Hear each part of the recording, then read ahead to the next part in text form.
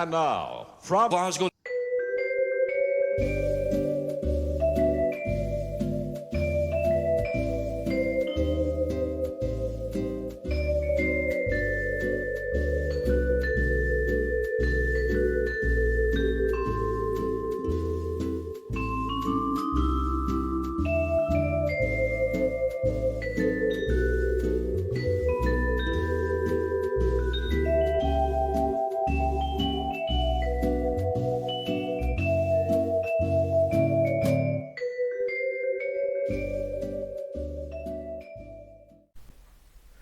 So hello there everybody, welcome to another new series that I'm doing. So the whole idea behind this series is what happens if you don't or can't do a part work and you want to do something alternative. Say for example, you can't afford the whole cost of the part work, you don't want to do the commitment for that length of time. Many reasons why you can't or won't do a part work. Now Hachette have just released the Dambusters Lancaster 1:32 scale. It looks absolutely fantastic, and I thought this is a good opportunity for me to do a project that I've always wanted to do, which is what if you can't. I have an awful lot of part works on the go at the moment. I'm spending in the region of £80–90 a week average on part works, and I really don't want to stretch myself to another one. And also there's so many obviously I've been doing part works now for quite a while, and I've heard every single, I'm using the term moan, by moan I mean complaint, comment, whatever, everything going like, oh, it's a lot of money, it's a waste of money. I have my own opinions on all of these comments. Some of them I agree with, some I don't. Also, we have a lot of people saying about inaccuracies. It doesn't do this, I'm disappointed about that, etc, etc. So this is how this series has come about. It's basically Hachette versus Hong Kong. So what am I rabbiting on about? So basically what I'm going to be doing is, instead of the Hachette Lancaster, I'm going to be doing the Hong Kong models 1:32 scale plastic scale model kit. There's a lot of differences. We may well be comparing chalk with cheese, but it's my aim to make a model that is as good as or better than the Hachette version for the same price or less. Excuse me. Now, as it stands at the time of filming, the model is on its way to me. So I'm calling this part 01, -1, sorry. The reason for that is I always do an introduction, and then I'm going to build the kit over 130 weeks, trying to compare it with the Hachette one. So before we go any further, let me show you the TV advert for the Hachette Lancaster. Then I'll go through the video again, but I'll actually do a reaction to it. The legendary Dambuster bomber. Build the Lancaster B Mk III in magnificent 1:32 scale with die-cast metal parts, stunning details, working lights, accurate sounds, and remote-controlled motion with a unique display stand. Week by week, recreate this historic aircraft and discover the story of the Lancaster. Build the Lancaster, issue 1, 199. Okay, so that is the TV advert. So let me play that back to you again, but this time I'll do a reaction to it.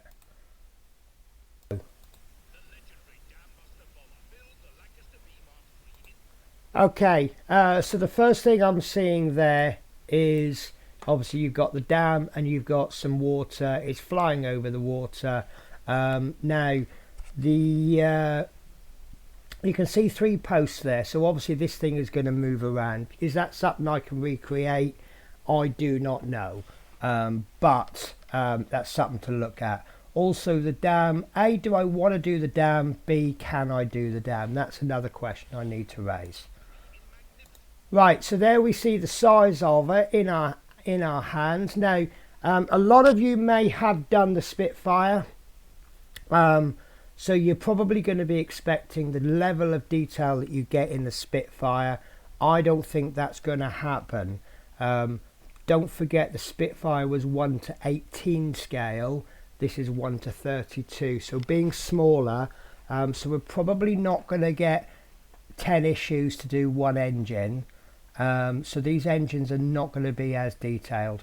One question I have is, can you see the engines? Nowhere have I actually seen the actual engines. It looks to me like once you built the engine you cover it up, but that's something we can tackle when we get to it. So as you can quite clearly see, you can remove the pieces so that you can see inside. Now the version of the kit that I'm doing, I'm not sure if you're going to be able to do that. I have a way of doing it which may or may not work, which will involve cutting away at various panels, possibly magnetizing them so that we can put the panels on and then remove them when we want to remove them. So I think that we can recreate. Now it does mention metal parts. That's something I am not getting with the kit. It's all going to be plastic. That may be an advantage, it may be a disadvantage. These die cast parts are absolutely lovely, but it does make the model weigh a ton. Now there's a slight criticism that I have there. Unfortunately I can't bring a pointer onto the video. You might be able to see my mouse. So there's 1, 2, 3, 4, 5, 6. There's seven windows there.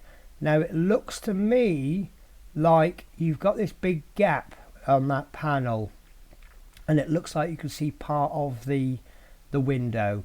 Again, that may not be a problem because there's a lot of modders out there, and you could probably sand that down and just make that look a bit neater. But if you're going to be neatening things up like that and modifying it, I'll raise the question, why not just do the scale model kit in the first place?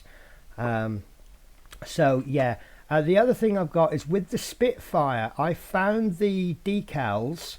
You see you've got a great big decal AJG. That doesn't look too bad, but I found on the Spitfire they were quite thick and chunky. So that would be a slight concern for me, especially for you realistic people out there, rivet counters as we call them. So working lights wouldn't be too much of a problem. Fibre optics, batteries, maybe an Arduino. Now we also come to completing 130 issues, usually $10.99. Issue 1 is $1.99. I think issue 2 is $6.99. Now I'm frantically getting my calculator out as we go. So it's 128 times 10.99 plus 6.99 plus 1.99, which gives us a total cost of £1,415.70. If you subscribe, there will be an additional £130 on there if you do premium, and then you've got various binders and anything special they do. But let's, for the sake of argument, call that £1,400. So that will be my budget to do the border models for the Hong Kong version model. So far I have spent £335, which means that on issue 1 I am severely out of pocket by doing the scale model version by about £330. But obviously as time goes on, as all of you Part Work subscribers are paying for your issues, I'm not having to pay again for the scale model.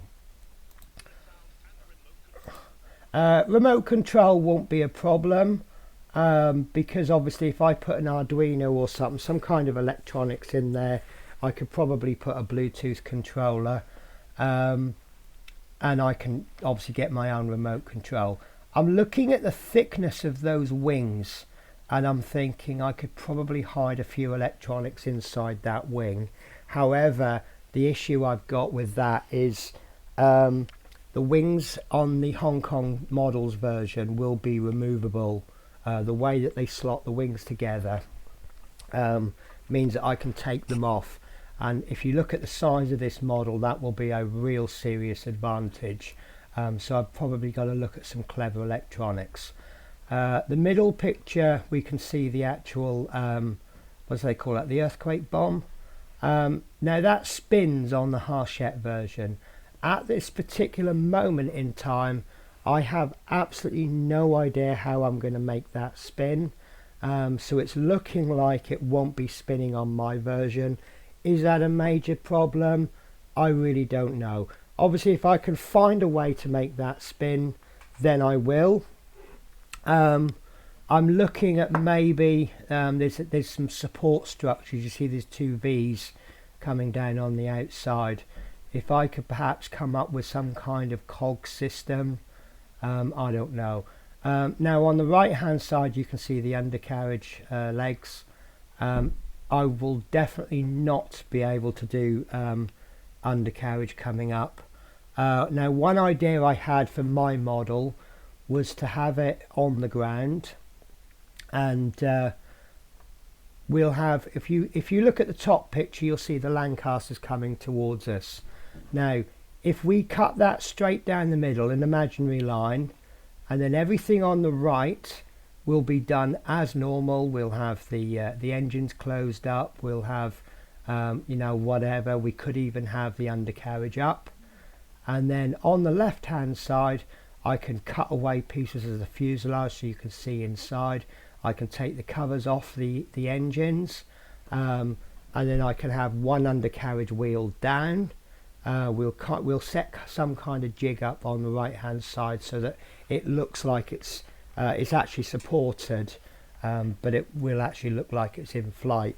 So we could actually have it so that one half looks like it's on the ground to look at, and the other half looks like it's in flight. Again, we've got 132 weeks to sort this out.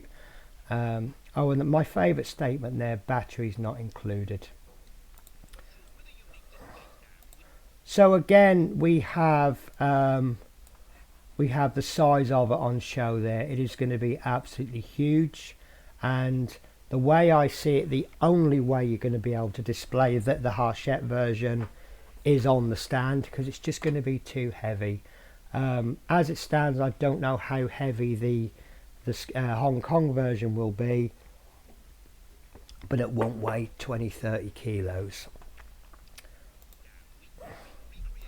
Now I have seen that propeller in action. I also saw it on the Spitfire version, and that's one real plus with the Hachette version. I do think the propellers are super smooth and silky. They're dangerously good. They spin so fast and so smoothly, you could probably chop vegetables with it. It's extremely dangerous. Again, there's a cutout of the cockpit. I really am keen. In fact, you can see the windows there. There we go. If you see, there's a small window about halfway up the cockpit, just to the left of the propeller. You can clearly see the border around the windows. If I'm going to remove that cockpit so that you can see inside, I really would not be comfortable with that. I'd either paint over that, or I would file it down or something. So there's a bit of a criticism of the Hachette one. I will just say now, I'm not criticising the Hachette version, because obviously part work, when you scale anything down or you make a model of anything, you have to lose a little bit of something. You either lose a bit of detail, or the way that you make things work, it can't always be precise. So that isn't a criticism with that window. It's just it's not perfect, is it? Now obviously I'm going to lose out on all of the magazines, because I'm not going to be buying them. I'm pretty sure if I really was interested, I could find these pictures and these articles. To be honest with you, probably the first 10 issues isn't going to tell us much that we don't already know. You know, the bomb was invented by Barnes Wallis and blah blah blah. This is a history of him. and how the Lancaster was you know, why the need for it, etc, etc. But yeah, obviously if losing out on the magazines does bother you, then either find someone who can sell you the magazines or buy the part work. There may be some of you out there, be really honoured if you were, who are building the Hachette version and the Hong Kong version. That would be pretty good. Then obviously we can have a direct comparison. And there you go, and there's the parts for issue 1.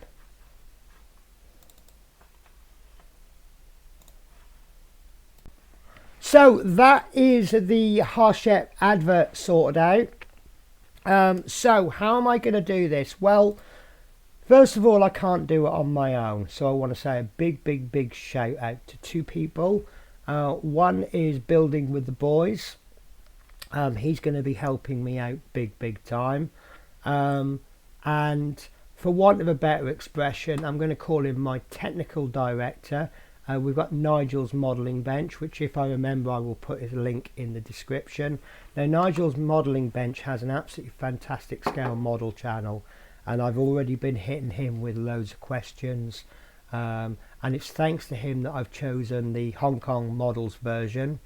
It was a choice between the border models version and the Hong Kong version. The border models version was about £200–300 more expensive.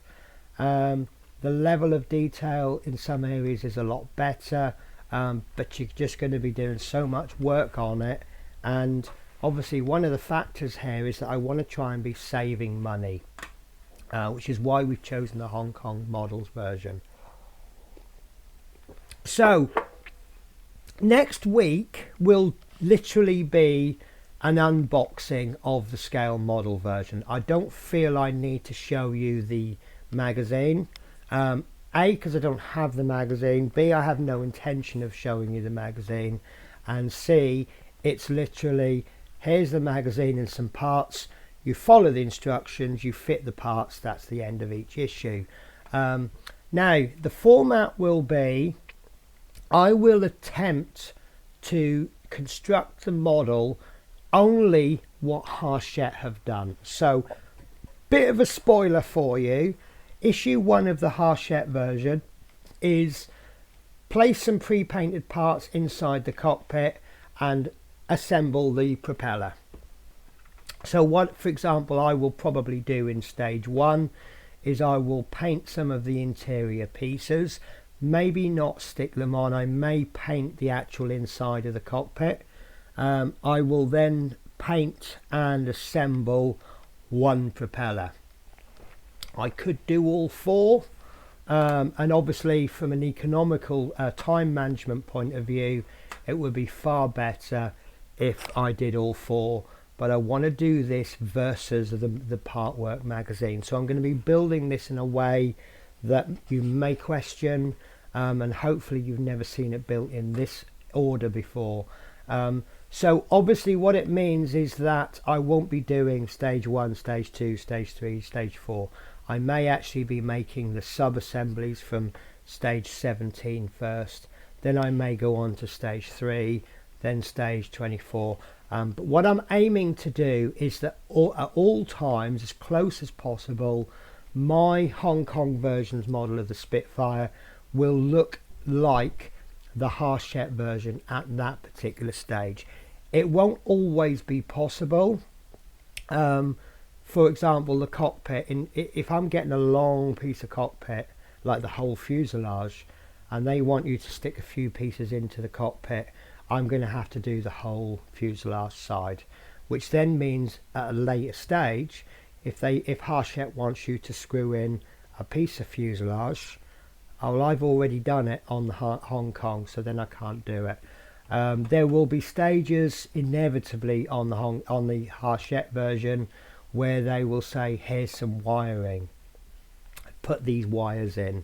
Well, obviously I can't do that on the Hong Kong model version because it doesn't come with wires, but we will try to find that space. So that's the project. Now, as I say, next week will just literally be an unboxing. I'm going to call it stage 0. Stage 1 will be the week after, when we will actually be doing something. Now, each of my videos will be split into 3 sections. The first section will be using the help from Building with the Boys. He's kindly allowing me to use his raw footage so that I can do a reaction video. So we will look at the stage 1 build we will look at that particular stage on the Hachette build. I will play back the video in the same way that I've just played back the TV advert. So I may be fast forwarding, rewinding, and just selecting certain bits to look at. I will be looking at ways to score points for the Hachette version. So, you know, I'm trying to be what's the word, not objectional, unbiased. So I'm going to say, oh well, that's probably really good the way they've done that in the Hachette. We'll give the Hachette a little point. And then when it comes to the scale model version, oh, I think it's better, you know, this is more realistic, this looks better, this enables you to be a bit more free, whatever it is. And then there'll be points scored for Hong Kong.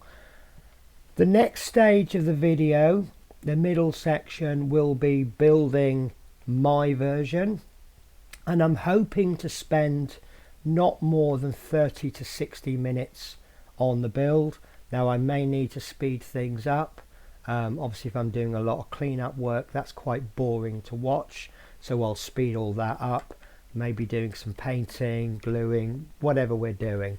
And then obviously, if there's any theories that I need to talk about or to discuss with you, for example, wiring, how we can do something, we will.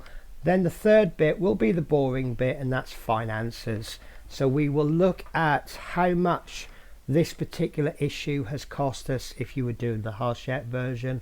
We will look at any costs incurred doing the Hong Kong models version, and then we will look at the total amount spent so far, and then basically we'll see how it goes. I have a hypothesis. Now, my hypothesis is, and this is how I'm going to finish this video, so hopefully it'll be a discussion point. My hypothesis is that initially there's a big outlay for the Hong Kong scale models version. I think, depending on your level of modelling skill, which I don't think has to be too high, I think this particular model, a lot of it is going to be more about knowing what to do rather than being really skillful.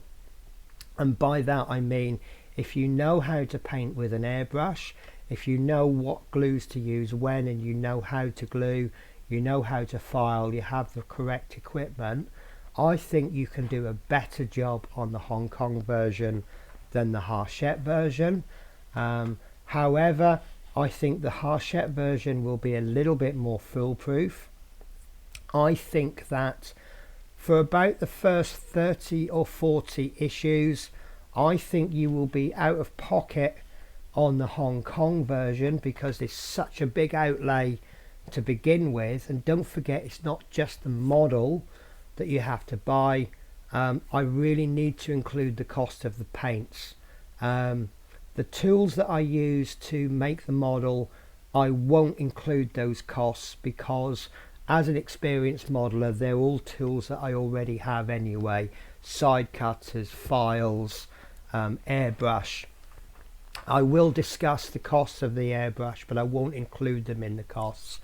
But anything that I buy specifically for that model, I have to include.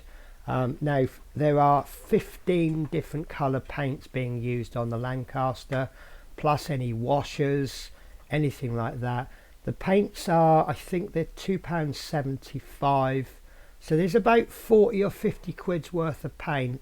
And don't forget primer. I really need to include the cost of the primer, because we'll probably be using so much primer that I really need to include those costs.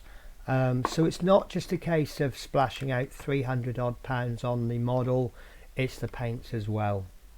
So my hypothesis is that for about 30 or 40 issues, you will be out of pocket with the Hong Kong models version. Once we get to about stage 30 or 40, the amount of money that you've spent buying the issues for Hachette at $10.99 each now means it's more expensive to do the Hachette version. Although there may be electronics to buy, fibre optic cables, wiring. Do I include the cost of a solder iron? I'm going to have to be doing some soldering. I think not. I think if you're an experienced or semi-experienced modeler, you probably own a solder iron anyway, and the cost of solder irons range from just a couple of quid up to hundreds. I've got quite an expensive one, but it's got a hot air blower and it's got a variable power supply all built in, so you would expect it to be a lot more expensive than a quick plug-in solder iron. So yeah, that's my hypothesis. I think, and again I'm hypothesizing, making theories. I think that by the time we finish building this, I think I would have saved myself in the region of £800 over the course of 130 ish. 130, I'm pretty sure it's 130. Let me just double check. Yes, 130 issues. So 130 weeks is 2.5 years. So I'm saving myself maybe £300 a year. Now when you put it like that, I don't think the Hachette one is as awful as some people make out. These part works do have some enemies. Every time a new part work comes out, we have these people going, oh, it's super expensive.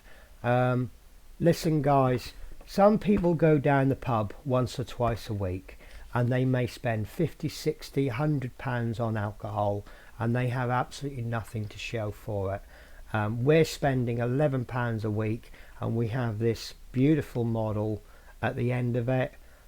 Some people don't want that version, so they'll do a scale model version, which is a little bit less. But let's face it, to someone who's not into models, the amount of money we're spending on scale models is hugely expensive. £300 on a model. You know, if I'd bought the Border Models version, I'm just going to be spending £600. Now, a lot of people can do a lot of things with £600, and here we are wasting it on plastic. I use the term wasted quite loosely, but obviously it's what it means to you. So if you're one of these people who are going to comment about the price of it, I'll be honest with you guys, I might respond to the comment, but I ain't really listening. You have your opinion and everyone is entitled to an opinion, and that's what this whole series is going to be about. There may be some people who will disagree with every single comment that I make. I may come to the end of it and I have this beautiful scale model, and Building with the Boys has this absolutely beautiful Hachette part work. And oh, by the way, I forgot to say, I'm planning a field trip. When all of this is finished, I am planning to go and see Building with the Boys. We'll do a little video. We'll compare we'll actually side by side, we'll compare his model with mine. Unless I can find someone who doesn't live the other side of the world. I'm in Scotland. I believe he's down in on the southwest. So basically he's about as far away from me as anyone could be in the UK. So in fact I think it's probably going to be a shorter distance to fly to Holland than it would be to go and see him. But anyway, that's another story. So again, this is hypothesis. I would bet that at the end of it, I prefer my Hong Kong models version. Building with the Boys may prefer his part work version. Neither of us will be right or wrong 100%. We will all have our reasons. One of the arguments that I can bring up is, look how much money you've spent on it. One of his arguments is, but look at the skill level needed and the workload. I don't think there's a lot of skill needed. Again, I think it's all down to technique rather than skill. Once you learn how to do something and then you do it repeatedly, it becomes easy. I can remember my first days using an airbrush. All you experienced airbrush guys, you may have forgotten your first days on airbrushes, but oh my god, did I make a mess. Now I'm doing funny little techniques, and I'm doing small details with them, and I'm still not perfect. I've got a long way to go before I'm a classy modeler, but I'm a lot better than I was, and it's not skill, it's just experience. Listen guys, I'm waffling on now. So this is the introduction, as I'm calling it, stage -1. It's a little bit like a countdown, T-1. So next week I will be introducing to you the box. So I'll be sitting here, I don't know how far back I'm going to have to hold it. We'll do a little bit of a sprue review. Now I'm not an expert with unboxings. I don't know what to tell you. I won't be able to tell you whether something is super accurate or if something is wrong. All I'll be able to do is show you the sprues, and I'll be able to tell you if I think the detail is nice, anything I may have a problem with, etc, etc. But again, we might actually be able to get a better idea of the scope of the project. It might turn out that it's going to be impossible, and then I just have to abandon the project next week. But anyway, we'll see how it goes. So please be sure to check out Building with the Boys channel. He will be building the part work model version. And also check out Nigel's modelling bench. He has come back with some superb advice for me. He has reviewed this kit as well as the border models version. I know he's built or building the border models version. I can't remember if he's done the Hong Kong model version, but yeah, I'll be basically, as time goes on, I will be posting more and more links. The way I do my descriptions is I actually have a text file, and when I upload the videos to YouTube, I just copy and paste the text file. I find it a lot easier that way, and then any links that I post, I'll write that into the text file, and then that will appear in every single video from there on in. So if I do miss anything, it'll probably appear in the next video. There's a couple of people that have built the Hong Kong models version, which I've watched all the videos. Obviously I'm a fool not to do some research. I work in London, which is very handy because I get to go down to the British Library as much as I want. So any books, I may not need to buy the books. I can actually go down the library if I'm lucky. So one day a week, library, Lancaster books, research, photocopying if I'm allowed to, photos, to do whatever I want to do. So yeah, I'll be taking this project very, very seriously. I'll be pushing my skill levels as far as I can, and I hope that I can get a better. Obviously I'm team Hong Kong. I want the Hong Kong models version to win. I suspect a lot of you want the Hachette version to win, so team Hachette. But obviously from a video making point of view, I need to be neutral, so that's why I'm splitting things. So the first part where I'm actually doing the reaction video, I'm kind of going to be on team Hachette. I'm going to be looking for points to give to Hachette. When I'm actually building my version, I'm going to be team Hong Kong, and then obviously when I'm doing the last bit, I'm going to be neutral. Guys, I will waffle on no more. I know that I can make a 5-minute video into 5 days, but we'll leave it there. Hopefully this is going to be a wonderful project. Please tell me your thoughts. Please tell me your ideas. Obviously if you've got any ideas that you think I should be doing, any ideas to make things easier, let's think about the bomb. 2 questions for you. Does it really matter if that bomb doesn't rotate? I guess it does matter. If you're going to have it in flight mode and you've got the propellers turning, then really shouldn't you need that bomb turning as well? I don't know. But again, does it really matter? So if it does matter, we need to get that bomb spinning. Perhaps we could be thinking about cutting that bomb down the middle, because remember, I'm probably going to have one half so that it's in flight and the other half so it's open. So maybe we want half of the bomb spinning as it would be in flight and half of it static. So maybe I could look at putting a motor into the part of the bomb that isn't spinning so that it spins the part that should be spinning. Lots of ideas. Like I say, we've got 131 weeks until this is complete. This is only week 1. You know, every major thing starts off with a footstep. So with that, take care guys. I will see you next week. I hope you have a lovely time, and I hope this project really gets you interested. Oh, also one other thing, if you guys are building this, please do comment, do take part. You know, if you want to give your input, I'm listening. So also tell me what team you're on. Are you team Hachette or are you team Hong Kong? Take care guys, bye bye.